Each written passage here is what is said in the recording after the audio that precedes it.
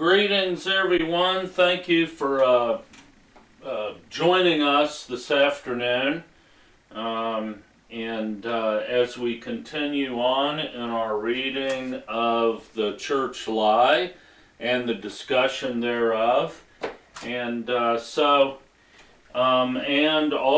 integrating whatever is trending in Churchland along with that. Once again, here in the thriving metropolis of Xenia, Ohio, the weather is very cold and wintry, and but we're nice and warm down here at the other end of the Potter's house, down all the way on the other end in the hidden bunker, so to speak. So.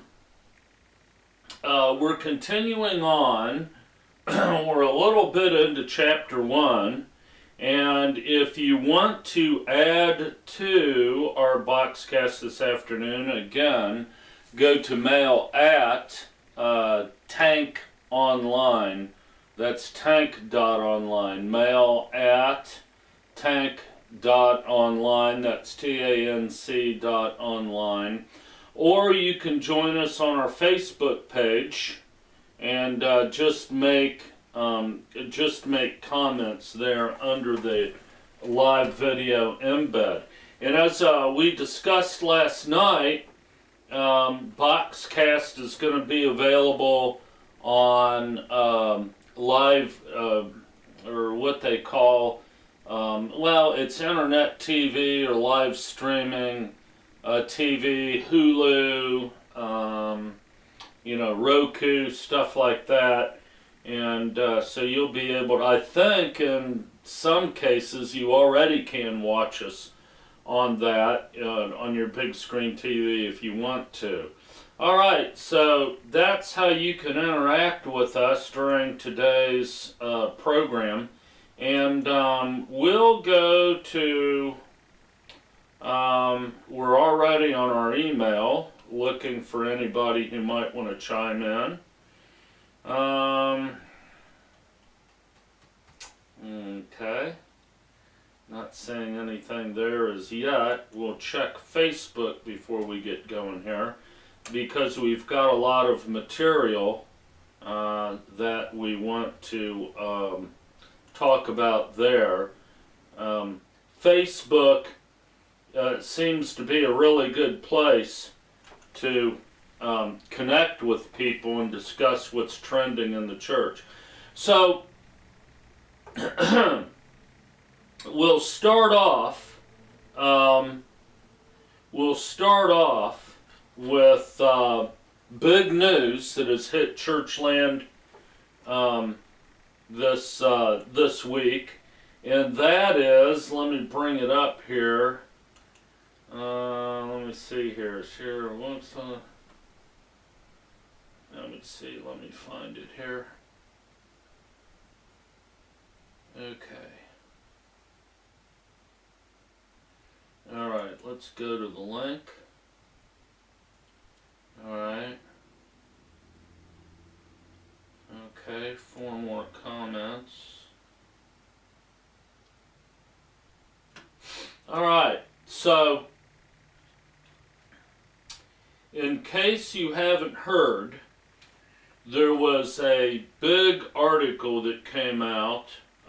This showed up on my Facebook page, and of course this is pretty big news so far. And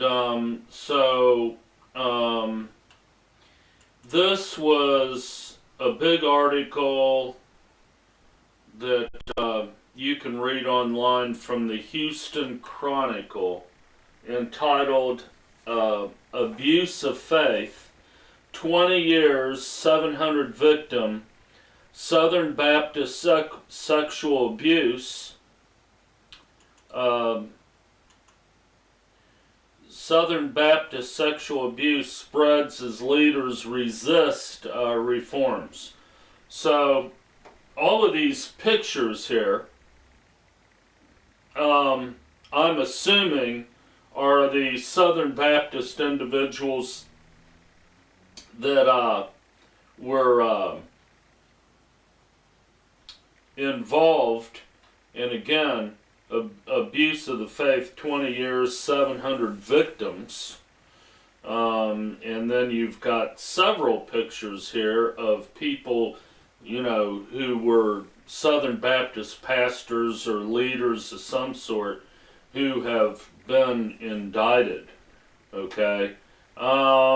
First of 3 parts, published February 10th, 2019. Okay? February 10th. Okay, well, this is the 11th. So this means that we were probably commenting on this and getting into discussions on this yesterday, hot and heavy, on social media, and this is only the first of 3 parts, apparently. Oh my, the first part was bad enough. So, look, what used to be a Catholic problem is now an evangelical / Baptist problem. But if you do much research and kind of look around, what you're going to find is that really this is a problem that transcends all denominations that came out of the Protestant Reformation, all your stripes of Baptist, and really it transcends all religions, whether Catholic, whether Protestant, Christian, if you will, Hindu, Muslim, Buddhism, whatever, this is a problem that transcends all of that and is very evident, okay? And of course, in the book, The Church Lie, we get in pretty deep as to why this happens. And it's so prevalent in religions, okay? One of our chapters, let me see, chapter 7, the church is not a light for God in this world. We live in interesting times because up until, what do we want to say? Probably 4 or 5 years ago, irregardless of, the scandals and everything that was going on in the churches, by and far, I think people still saw the church as the moral compass of any given society, especially in the United States, all right? Now, the church still does, of course, sell itself as, society's moral compass, and we go into in depth in the book of why that is not the case, and why, in fact,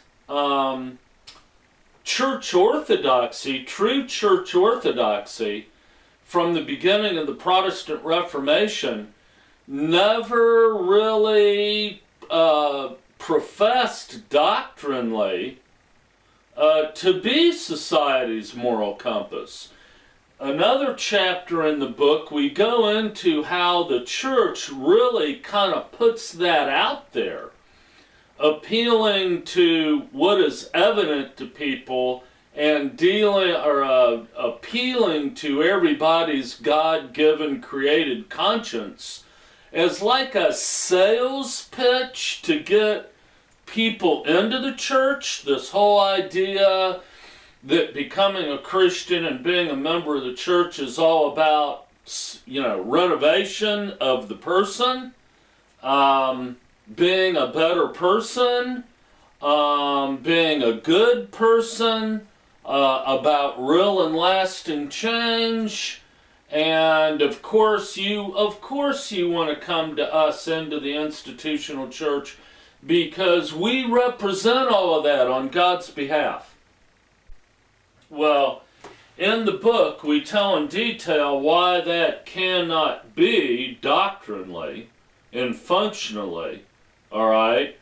But in essence, contemporarily, that is a deliberate bait and switch sales pitch. Because doctrinally, according to the original tenets of Protestantism and authentic Protestant orthodoxy, the orthodoxy explicitly states that that's not the case at all. That Christianity doesn't claim to be the moral compass of society. Okay?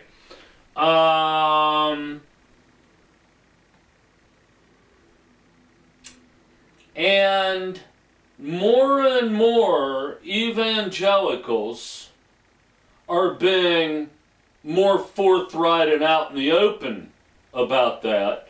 And the reason that they can be is the church is really effectively brainwashed hundreds of thousands of people to, adapt this passive view of, working for God and loving for God, whatever you want to call it. So let's boil it down, and we discussed this, I believe, in our last time together. Al Mohler gets up in the Southern Baptist Convention, okay, this past Southern Baptist Convention, okay, and says outright that, the Southern Baptist Convention, or Southern Baptists in general, are confessional, all right?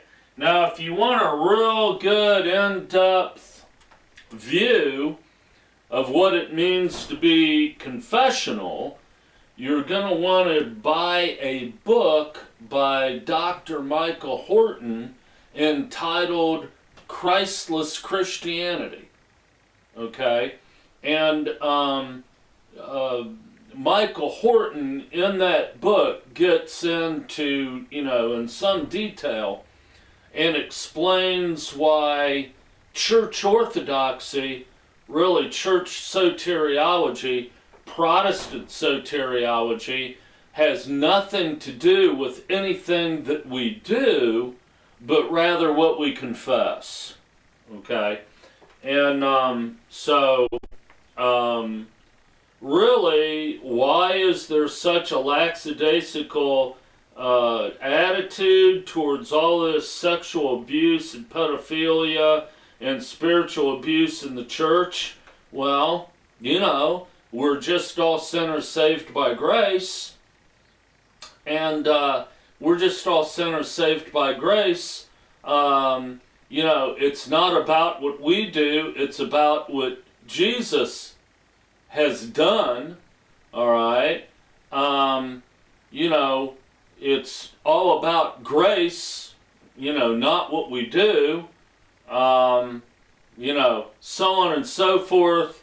Christianity is about having a relationship with Jesus, and by golly, Jesus isn't a preposition, he's a person, blah, blah, blah, on and on and on and on and on and on, and it goes. And in the book, we go into, like I said, much detail in why the church has this attitude. It has to do with their ideology and soteriology. So, what I would like to do before we get into any reading today is read through the progression of let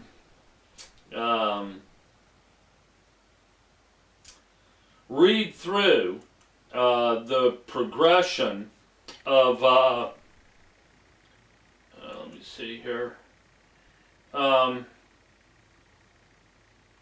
Read through the progression of this discussion that we had, Okay, and let me see here, 66 comments. Let me see here.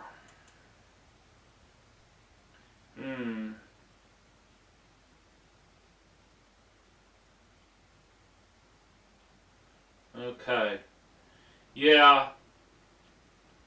There was a girl or a lady on here. Let me see here. Whoa.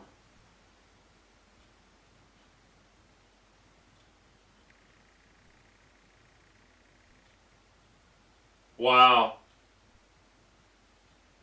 Okay. 2 replies.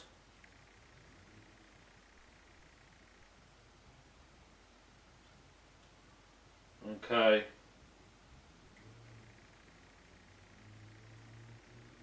We'll be able to read through a few of these. A lot of the people who were on here has access to what they said blocked. Okay. So the subtitle of the article was the pastor who printed it.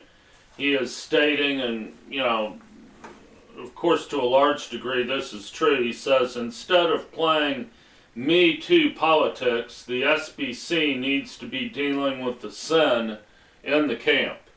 And I began commenting and saying, sin in the camp is not the problem, the camp is the problem. And that's another way of, just another version of another kind of saying that we have. And how does that go? Let me look in the book. Let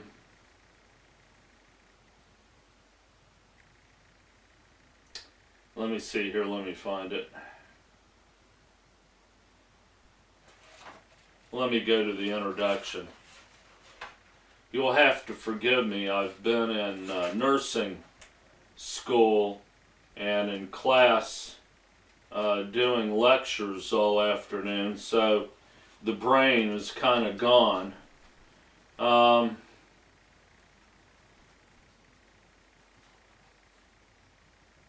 Alright, well, it kind of goes like this.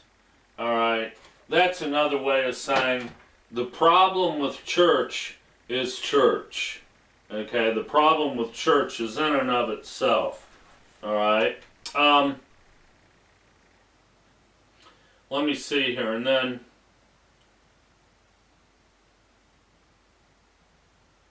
a lot of these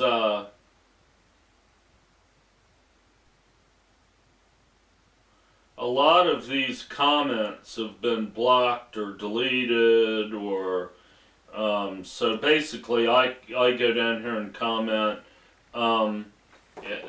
the progression of the logic.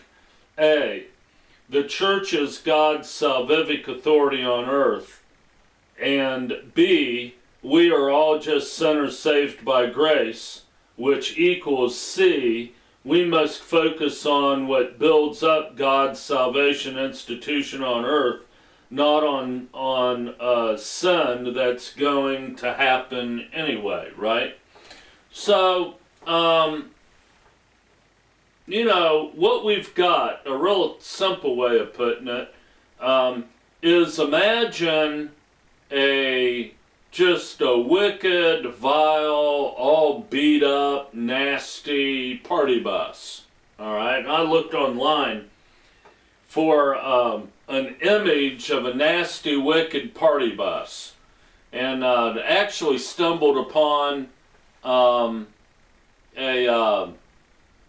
movie, probably a B movie, entitled Bus Party to Hell.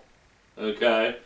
And they had, for the advertisement for the movie, whenever it was, I think back in the 1990s, they had a pretty good picture of a wicked looking, all beat up party bus, where everyone is on there sloppy drunk and all kinds of nasty stuff's going on, and they've got satanic pentagram painted on the side of the bus, and I'm like, yeah, well, I didn't have time to put it together.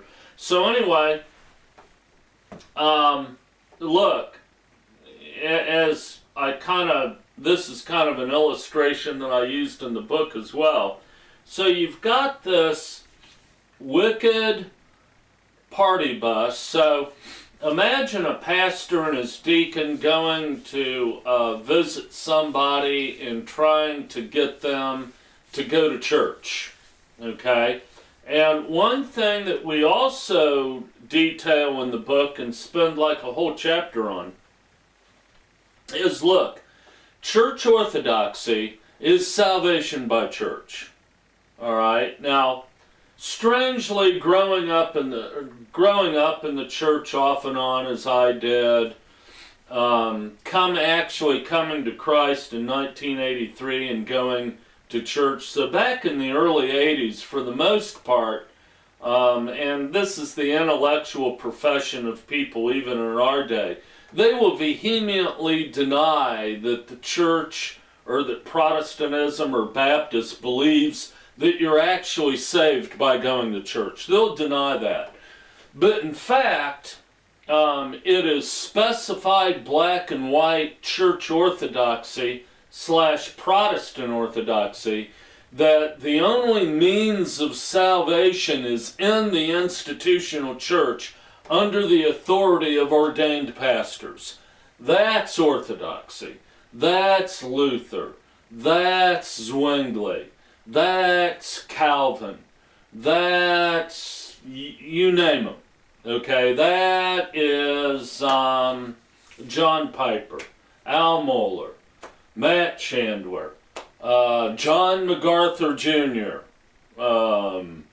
Phil Johnson, name them. Okay, the only way to gain heaven and get to heaven is through the authority of the church. All right, but yet Protestants will rail on Catholics for that same reason. All right, so what you get is you get a pastor and as a deacon visiting somebody, and they're like, wow, I don't go to church because it's an old, wicked, beat up, nasty bus. It's a bus party going to hell, okay? And so I'm not interested, all right? And there's a bunch of wicked people on that bus. I ain't getting on that bus. I'm not going to church. Well, here's what the pastor would say. Well, so you think the people on that bus are wicked? Yes, I do. Well, here it is, the classic cliche. Well, come and join us, and we'll have one more wicked person. All right? That was a big cliche / supposedly really smart thing to say to people back when I was a Southern Baptist pastor. All right?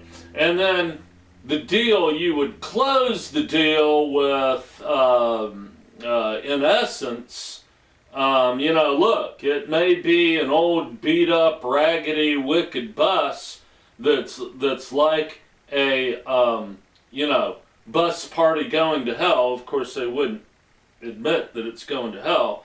But, you know what? Per, God's anointing, per what God has ordained, hate to tell you, but it's the only bus going to heaven. So, hey, listen, folks, you want to know why this stuff goes on in church? You want to know why it's covered up?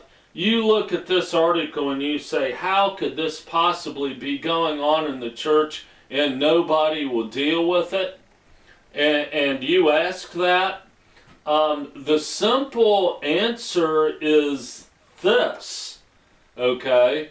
And you could put together, the 6 elements of why this goes on in the church, however you would want to do it. But here's the bottom line. If church is the only way to heaven, okay, of course you're not going to do anything about it that would harm the church, okay, because of the way God has created us and the fact that the law of God's written on the heart of everyone born into the world, with their consciences either accusing or excusing their actions. This whole thing, as much as Al Mohler and Michael Horton and John MacArthur harp about this and preach about this, the whole thing with the church being confessional is a hard sell. Most unbelievers just aren't going to buy that. Okay? Let's look at my own testimony. When I went to Prestonwood Baptist Church in Dallas, Texas, just because I was single and wanted to hang out where nice girls were. I mean, as far as being a single, unsaved guy, I didn't necessarily want a female version of the hellion I was. Well, as far as dating and looking for a future wife, I wanted a nice religious girl. Okay? So I tried to join the singles group there at Prestonwood Baptist Church. Curiously, the pastor there was a real charismatic, dynamic guy, and I wouldn't have missed his preaching for anything. I loved to go and listen to the guy preach. Plus, you go to church even as a lost person, and all of the, it makes you feel good that you did something good when you leave there, and it kind of makes you feel good about the rest of the day that, you did something, holy and religious. But I wouldn't have missed hearing the guy preach at all. And I went to church Sunday morning to hear him preach many a times with a vicious hangover. Okay? So, and others, I'm sure, share that testimony at all. So anyway, I walked down the aisle. I'm going to join this singles group, okay? Because, all of the people in this single group were, cool, nice people. It was a nice switch from what I usually hung around with. So anyway, I go down to join. And when you tried to join, they'd bring you back in this room and you'd be interviewed by a deacon. So this deacon takes me back and he's talking to me. Well, have you ever given your life to the Lord? All right. And I'm like, well, no, I'm not a professing Christian. Well, in order to be a member of this church, you've got to be a Christian. Okay? Which kind of offended me. Okay? Because I saw that as exclusionary. So I'm like, oh, okay, well, I guess I'll just keep visiting, no problem. And then he starts preaching the gospel to me, and it's like, Christ died for your sins, and he kind of gives me this canned version of the gospel. And then he says, all you got to do is say this prayer. All you got to do is believe that. Do you believe Jesus died for your sins? Oh, yeah. Yeah, I believe Jesus died for my sins. Okay. So, all you got to do is believe that. Okay. All you got to do is believe that. And, you're saved. All right. So I'm like, no, I don't think so. So basically I'm telling him, no, that's not the gospel. And he got into this, of course, thing that, to be saved, salvation was by faith alone. And, don't worry about changing yourself. Come just as you are. And let God worry about changing you after the fact. Well, I wasn't buying none of it. And I'm like, nah. I said, listen, I like my booze. I like this. I like the other. And I'm not giving any of that up, all right, to join your church or to be a Christian. And, the poor guy was begging me, no, you don't have to do that. You don't have to do that. All you got to do is believe that Jesus died for your sin, okay? Now we're getting into Christians who would agree with me, and you can usher in the anti-lordship salvation people, that if you believe that it's required that you stop doing this and start doing that in order to be saved, well, that's lordship salvation, that's work salvation, and you don't have to do any good work to be a Christian. There's no good works required. Well, somebody would argue, well, is professing Christ and saying the prayer and asking for salvation, isn't that obeying the gospel? Isn't that a good work? Well, yeah, it is. So what anti-lordship salvation people like to say is this. What they like to say is this. You only obey once to be saved. That's like a saying of theirs. You only obey once to be saved. Okay? So it's like law gets you in, but then once you're in, you're saved by keeping the law. But once you're in, you don't worry about the law anymore. Okay?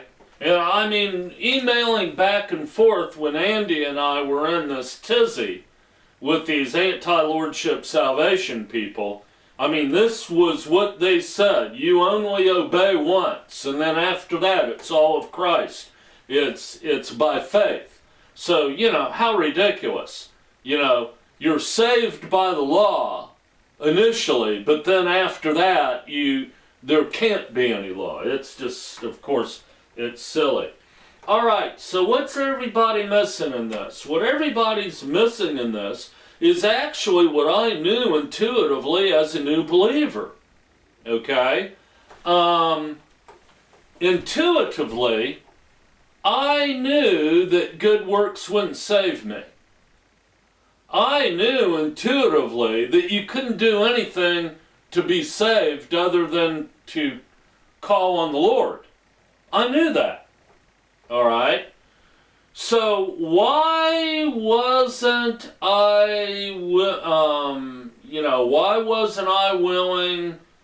to do what the guy said, therefore, and just supposedly be saved by saying the sinner prayers, and then after the prayer, and then after that, if God wanted to take care of my drinking or any other of my ill behaviors and my vileness, he would do it, and if he did, he did, and if he didn't, he didn't. All right? Well, the reason being is even as an unbeliever, I understood the new birth. Okay? I understood that being saved was a desire to die to who you presently were and to be resurrected into some new creation that was a creation of God. Now, I wouldn't have framed it like that verbally, but intuitively, I knew that was, for lack of a better term, the formula or how it had to work. I knew that being saved was a desire to die to self and be some totally new person. Okay? I knew that. And I knew that part of it was all from God.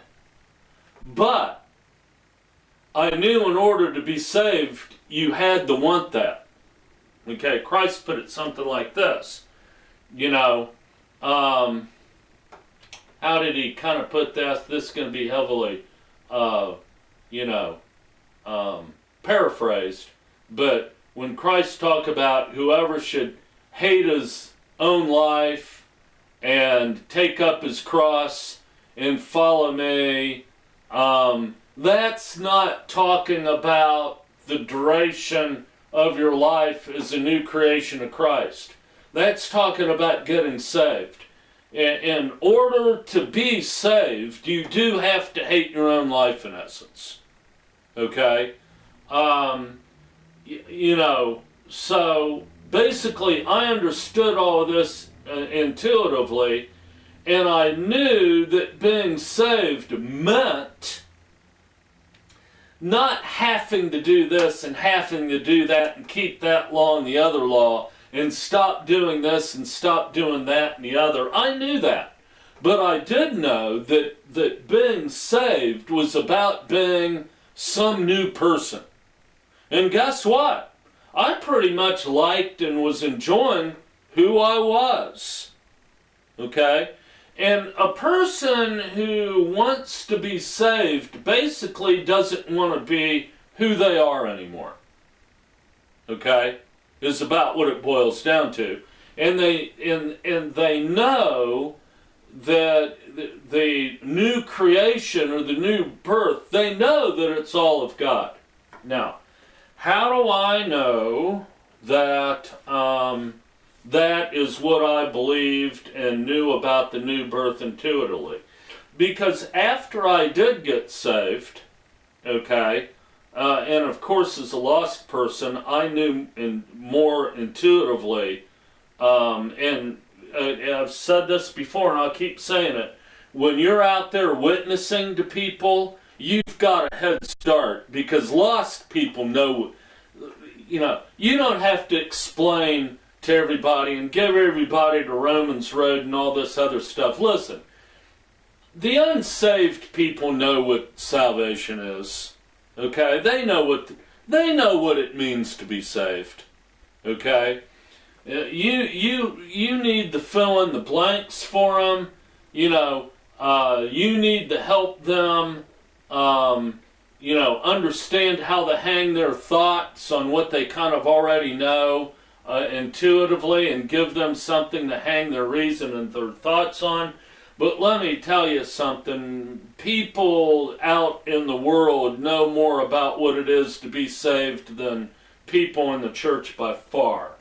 Okay? So, basically then,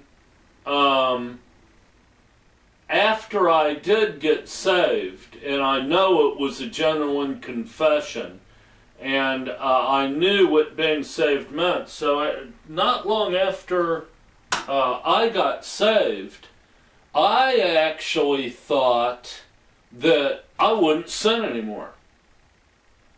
Okay? Now, what would make me believe such a thing?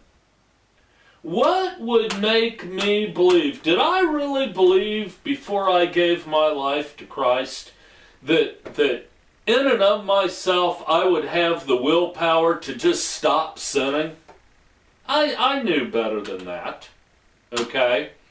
But what shocked me after I became a Christian is that I still sinned. Okay?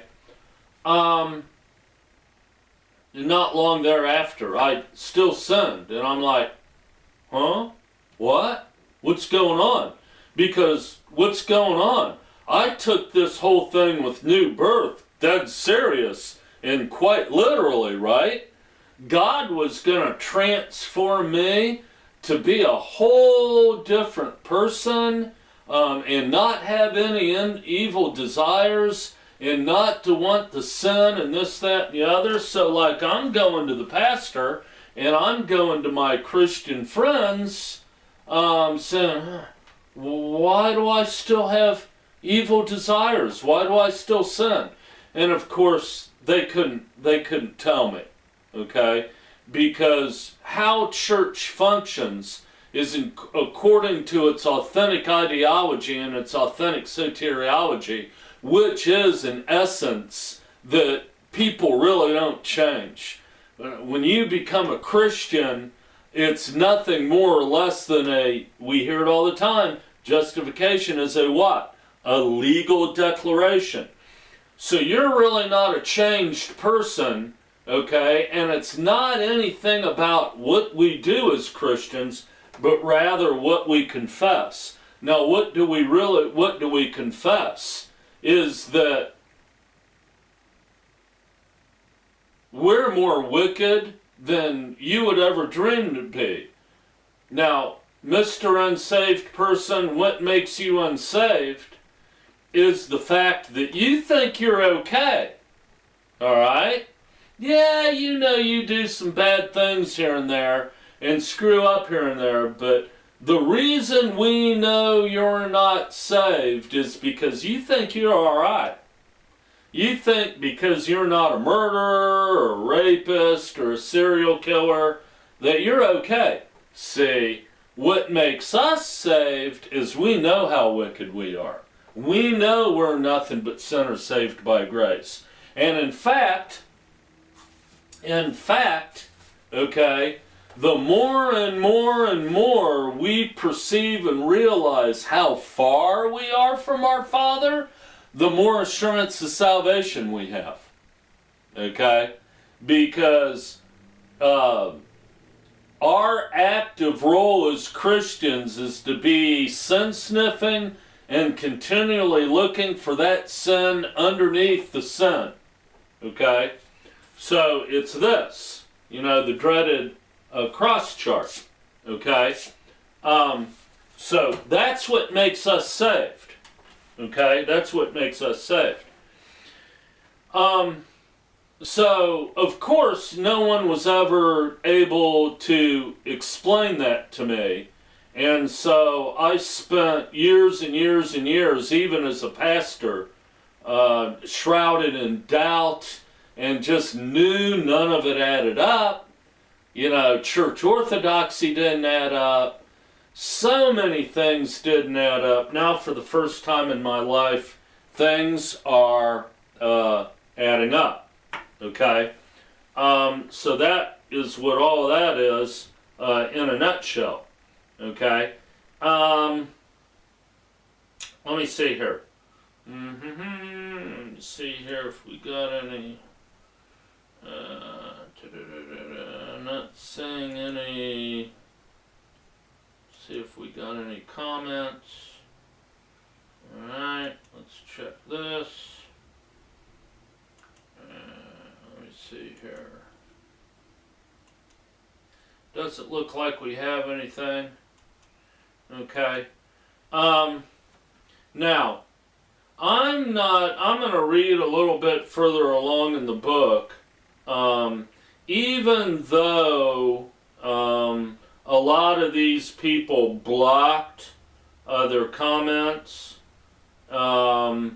this whole conversation bit here is worth a closer look tomorrow.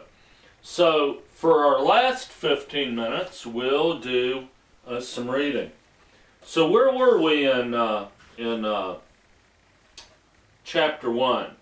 Okay, where were we in chapter 1? We were talking about the fact that the word church and how church really isn't a New Testament word for God's ecclesia. And what we kind of look at in the book is what God's ecclesia is. It was kind of ripped off from what the present day ecclesia was in the first century, which was where the general public would come and meet and assemble together as a direct democracy to create laws. All right? And these people who were allowed to go to these ecclesias and help make law, okay, were not the commoners. Okay? certain age groups and the commoners weren't invited. Likewise, God's ecclesia in our day is not an elitist attitude, but the definition of holiness is something that's not, something that is holy upon, in regard to the biblical definition of something that's not of the world. The elementary things of the world are common. All right? So we've got uncommon people coming together, and there's several things that makes us uncommon with the world. First of all, we're no longer of this world or this kingdom, but of our Father's kingdom. Okay? There's several things. Our righteousness, of course, makes us holy, but there's holiness is a distinction from the rest of the world. All right? So it's not like we're better than the rest of the world. We're just distinct from the world. And of course, righteousness is a part of that. Okay?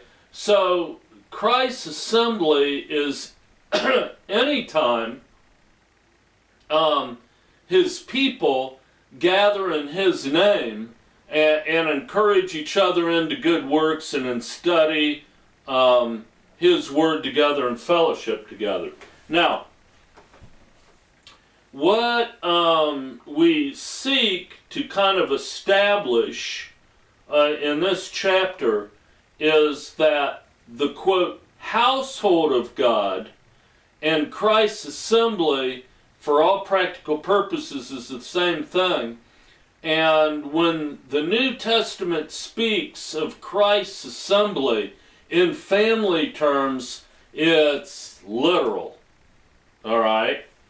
So, church as an institution, and church is an institution, God's assembly, and you could say God's body, is a family that functions as a body and is absolutely not an institution. Okay? Institutions don't love you. Families love you. So Paul, how, then would a home fellowship or a true assembly of Christ function in our day as opposed to an institution? Well, you live with your family, right? Right. How does your family function as opposed to how you function at work or at school or in a court system or any other institution? That's the difference. Okay? That's the difference in functionality. It's two different functions. Okay? And then, of course, we could get into the fact that church illustrates a place where you go that is like an Old Testament temple where you receive sacraments to keep yourself saved. All right? In the New Testament, we are a nation of holy priests, so each and every one of us is a priest, and our bodies are now God's temple, not some brick and mortar purpose built. Okay? So we make all of those distinctions in the book, how Christ's true ecclesia functions as a body in a true family setting. All right? That's the mode of operation. That's the mode of operation. So in this book, we kind of seek to show where the household of God the body of Christ, and the ecclesia are, for all practical purposes, the same thing. A coin only has two sides, but in the same way we would say this is a three-sided coin, okay? Let's just call it a three-sided coin. You could have a three-sided coin, okay? All right? You know, it's a, you know, pyramid shape or triangular shaped coin. It's not flat, but it's a three-sided coin. Three sides of the same coin.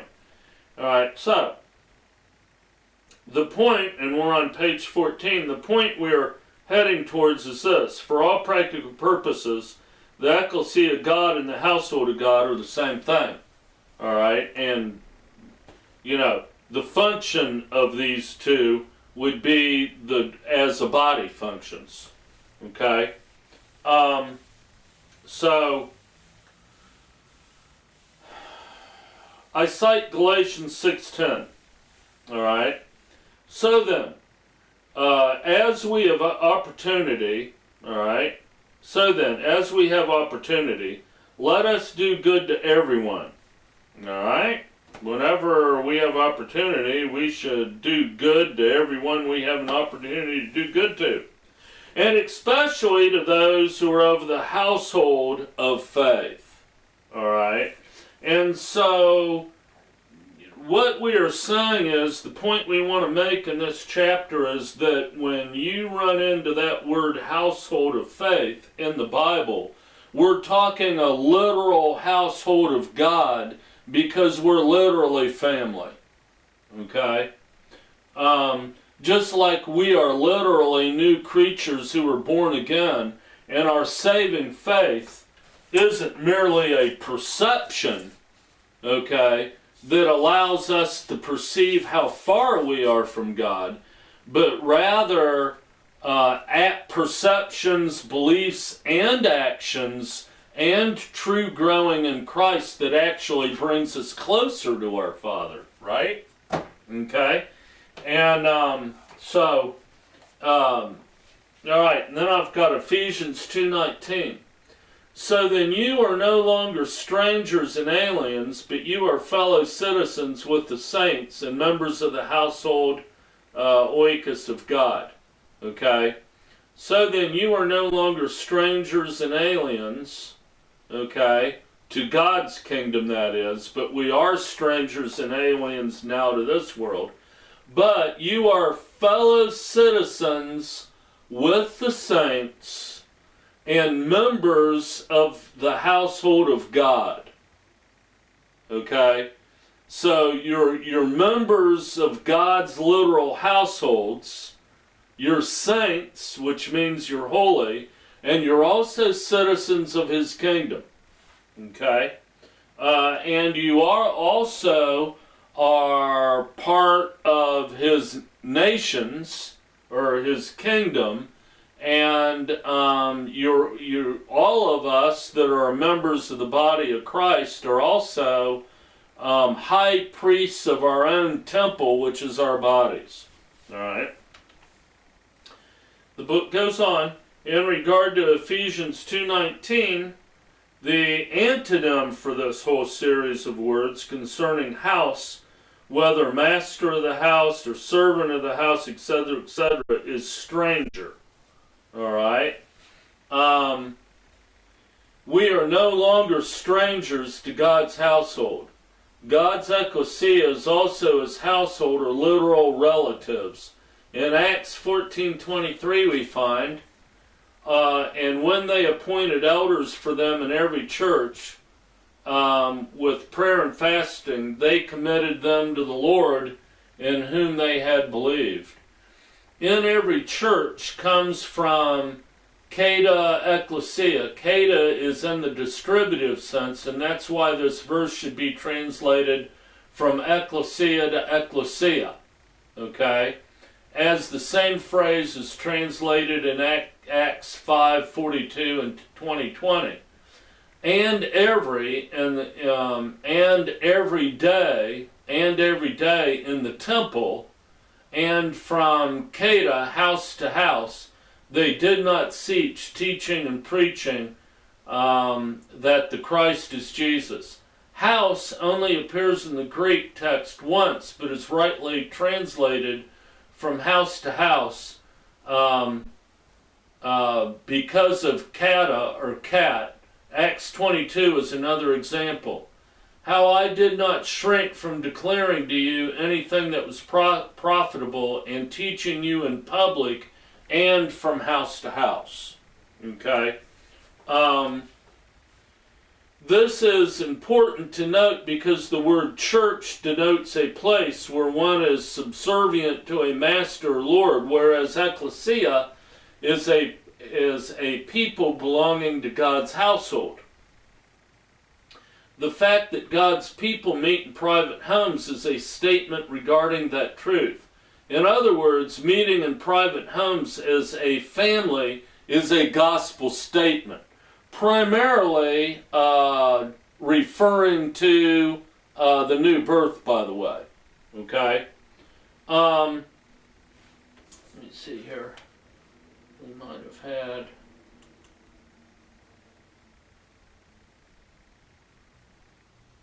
Okay, let's see what this comment might be.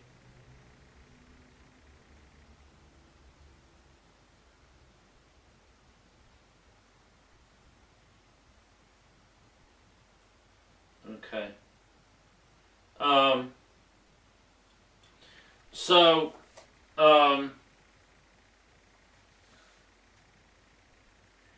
What we are saying in this chapter is that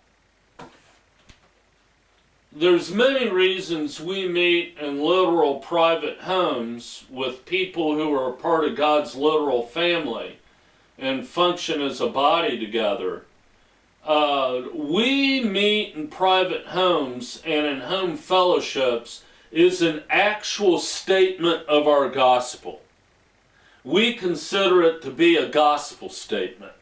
That's important. Okay? Romans 16:3. Greet Priscilla and Aquila, my fellow workers in Christ Jesus, who risked their necks for my life, to whom not only I gave thanks, but all of the churches, households of the Gentiles give thanks as well. Greet also the church, ecclesia, in their